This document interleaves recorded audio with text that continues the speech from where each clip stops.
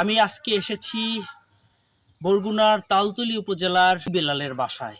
তখন দেখলাম তার সেই ফুটফুটে কন্যাটি আমাদের দিকে তাকিয়ে আছে। তার বাবাকে আবার পুনরায় ফিরে পাবেন, আপনার কারণেই বেঁচে যেতে পারে বেলালের প্রাণ। আমরা এখন কথা বলবো তার মায়ের সাথে এবং তার সেই ছোট্ট বাচ্চাটাকে দেখানোর চেষ্টা করব। সমস্যা, আমার পুতের ক্যান্সার আক্রান্ত,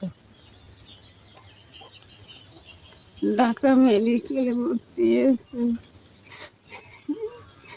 কাল রাতে দুইয়ের কথা কয়েছে, ঠাস ঠাস কথা বলছে। তো এই দেখুন আমার মনটা ভালো লাগে না, এই অবস্থায় আছে, আবার কথা বলতে পারিনি আর এখন পর্যন্ত। অনেক বেশি চিকিৎসা চলে, চিকিৎসা তো রাজ্যের টাকা খুবই গেলাইছে, এখন তো খুবার মতো আর নাই। যদি আমার ছেলের দিক চায় তা আল্লাহ পাক যদি হায়াত দেয় না, হায়াত বাঁচে আইবে, নাইলে তো আমার আর কোন বল ভরসা নাই।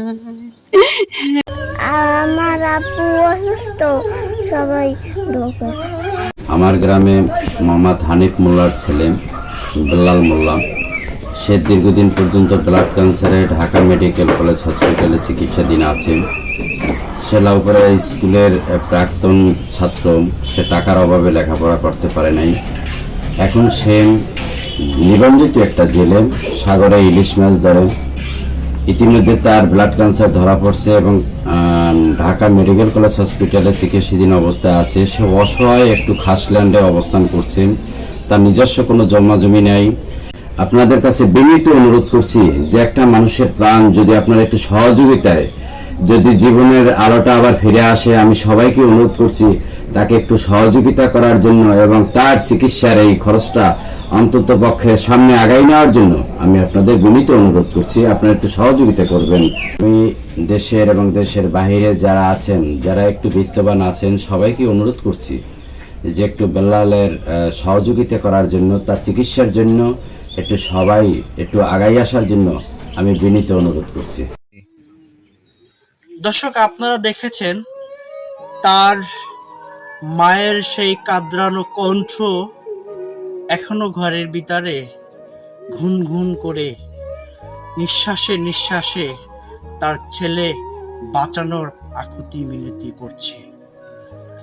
আমরা দেখেছি তার সেই ফুটফুটে কন্যার না বলা কিছু বাক্য, যেগুলো ফুটাতে পারছে না, তারপরেও চেষ্টা করছে বাবাকে বাঁচানোর জন্য।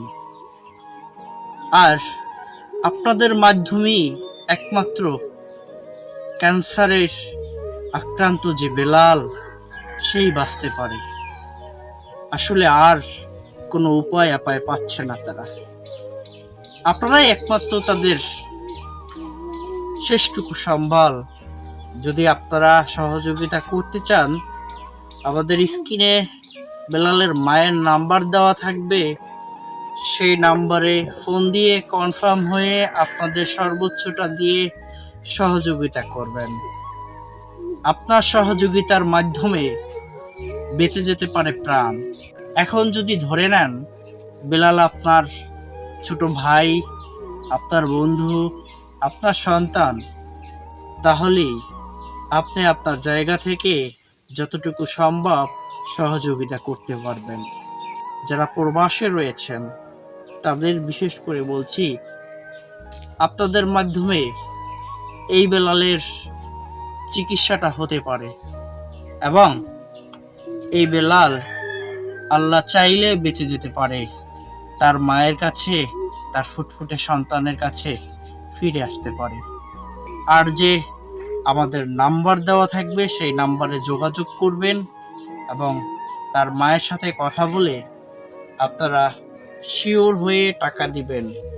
এটাই আপনাদের প্রতি আমার আহ্বান থাকবে, আপনারা আপনাদের জায়গা থেকে সহযোগিতা করবেন। আমিও বাঁচতে চাই, আমার ভাইকেও বাঁচাতে চাই। বেলাল আমার ভাই, আপনারও ভাই, আপনারও সন্তান, আপনারও বন্ধু। আমরা সকলে একসাথে মিলেমিশে বেঁচে থাকার নামই আমাদের জীবন। সবাই ভালো থাকবেন। আমি এতক্ষণ রয়েছি আপনাদের সাথে, এসবি সুমন আলী।